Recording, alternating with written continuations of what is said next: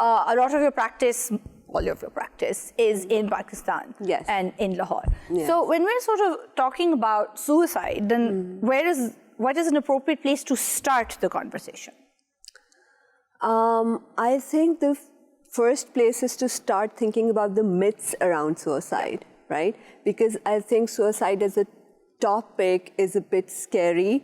So, and it hasn't been explored that openly. So it has a lot of myths around it. Quite right. And there's also a lot of cultural taboo around it as well. And just, I think generally the idea of a friend or a loved one or anyone that you care about feeling like this is, I think, scary. It's very scary to contemplate. Absolutely, absolutely. And that is one of the biggest hurdles of the patient, of the person who is struggling with that, you know.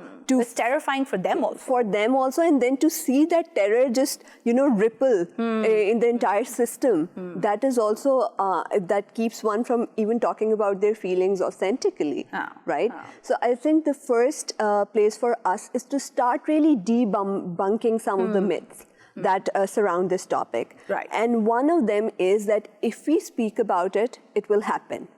Right? That we'll encourage the person. If we openly talk about it, that, okay, do you have a plan? When do you want to do it? All those things. Right. It will encourage them to do it, which is not true.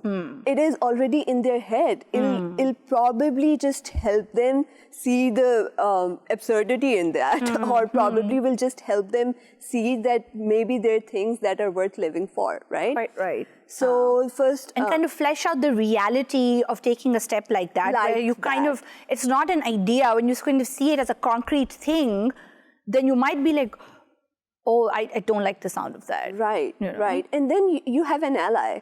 Because mostly people who are suicidal really keep those thoughts to themselves, right?